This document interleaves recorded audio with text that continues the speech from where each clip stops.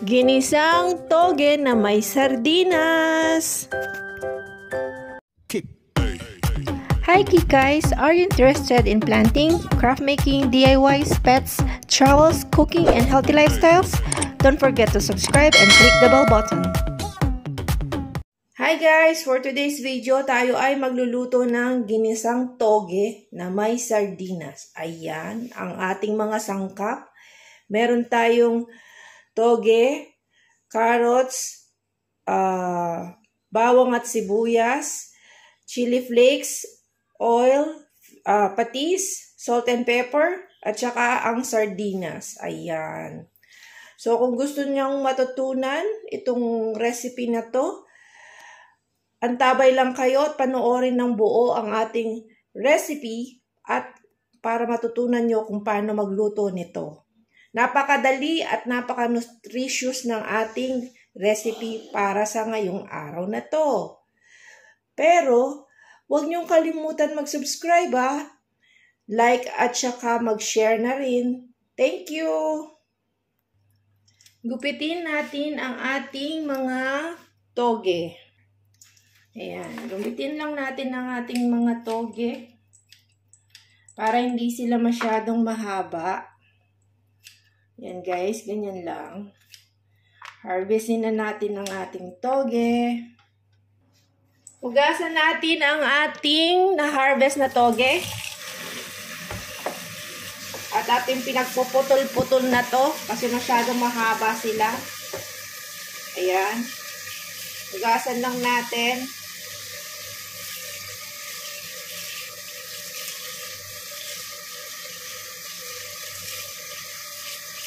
After natin mahugasan, ready na to. Maghiwa na rin tayo ng ating mga ibang rekado, guys. Or kailangan sa ating recipe na to. Ayan, napakadali lang. Normally, yung aking mga carrots, hindi ko yun na yan binabalatan. Kasi sabi nila, mostly, yung mga gulay, nasa balat daw yung nutrisyon. Kaya, kadalasan, yung aking carrots, hindi ko na yung binabalatan. So, maghiwa lang tayo ng ating mga carrots. Ayan.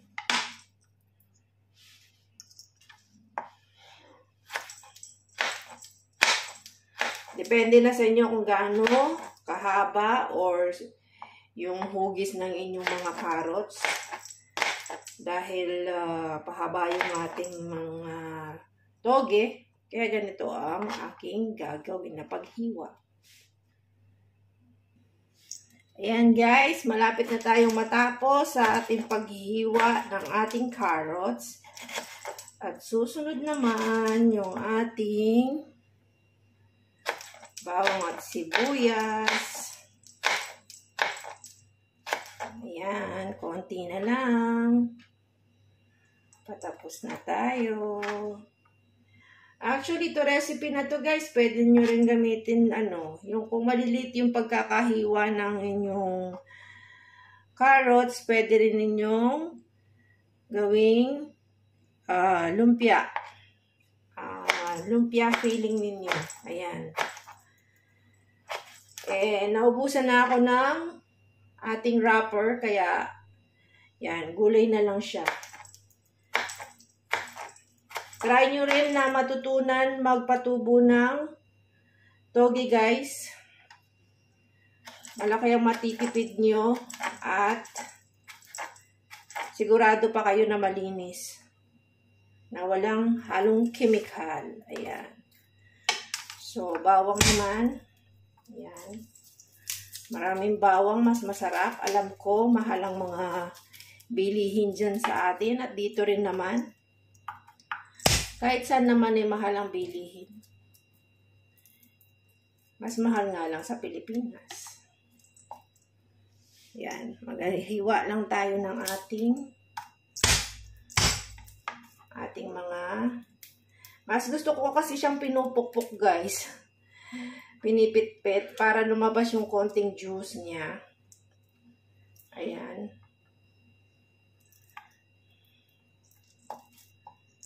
Ayan, ganyan.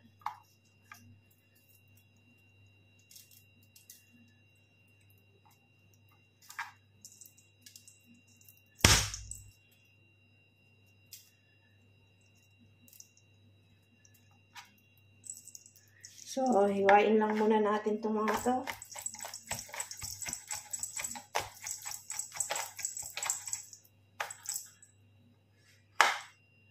At ang susunod naman yung ating sibuyas.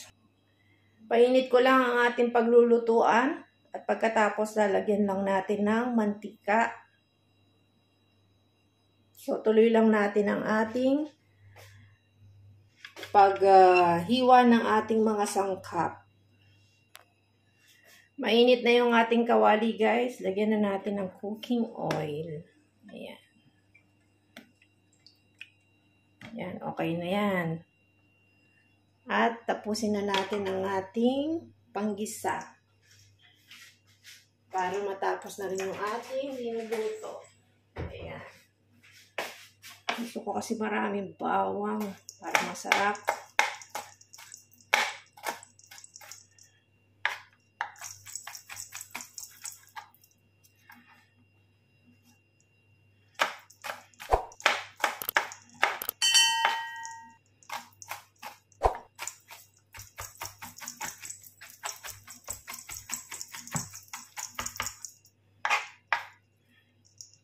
Gusto ko matuto yung paghiwa ng mga ng mabilis.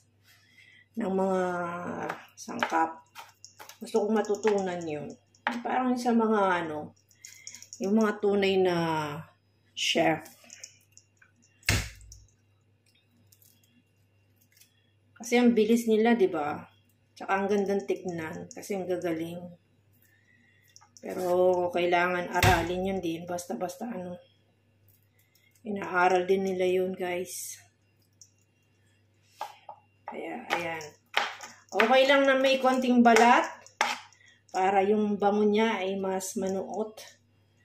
Tapos, yung ating nagpapaiyak sa atin kahit hindi natin siya inaano. Bagay, binabalatan natin siya, no? So, ayan, guys. Yung ating sibuyas naman.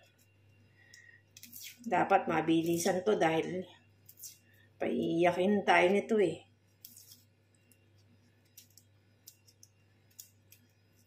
Kasi gusto ko iuna na yung sibuyas dahil sinaktan niya tayo. Ay, charot. Dahil mabilis kasi masunog yung bawang. Or minsan, pinagsasabay ko na sila.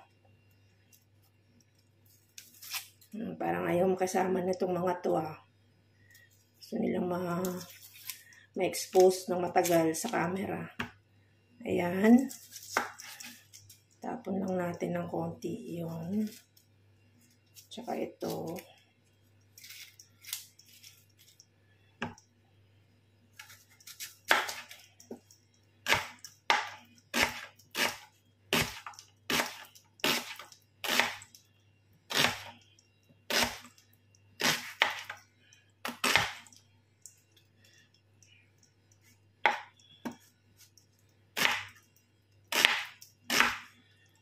Kung nakikita nyo lang yung mata ko, guys, nakapikit na halos.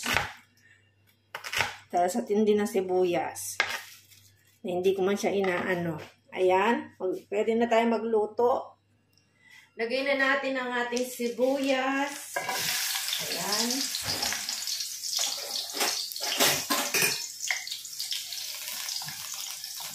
Isa-isa.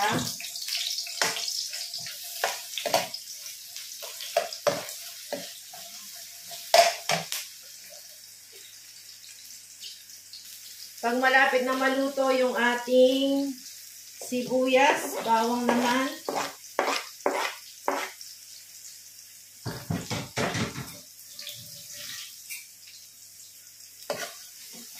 Ang daming bawang, di ba?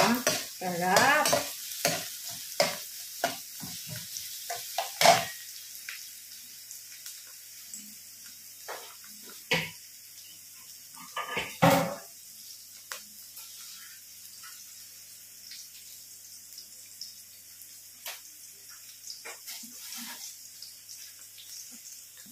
Lagay na natin yung ating sardinas.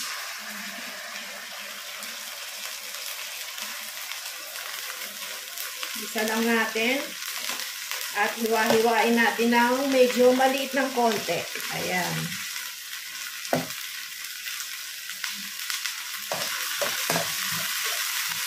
Ayan.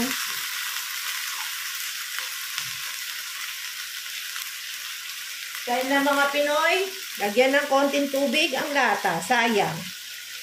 O, diba?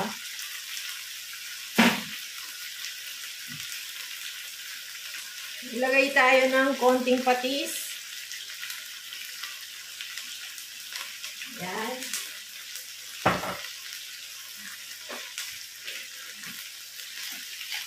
Ilagay pa tayo ng konting salt. Maraming pepper.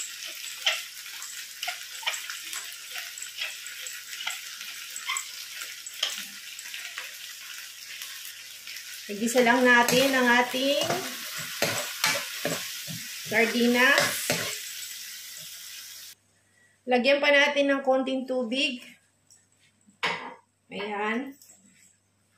Then, maglagay na rin tayo ng ating chili flakes para may konting kagat or anghang. Ayan.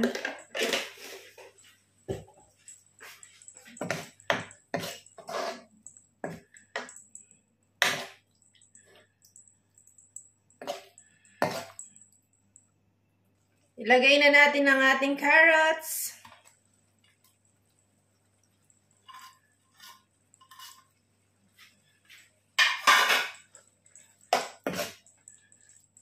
Ayan. Isunod na natin ang ating toge.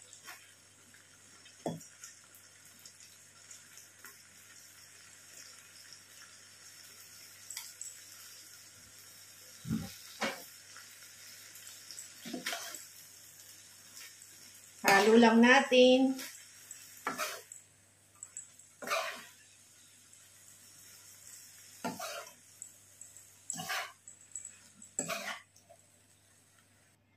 Ayan guys, in less than 30 minutes, meron na kayong ulam. Ayan na yung ating ginisang toge na may sardinas. Diba?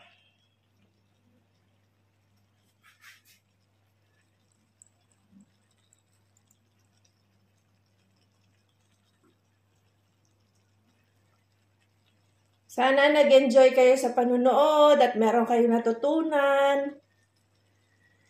Hanggang sa muli, thank you for watching. God bless everyone. Thanks for watching. God bless everyone.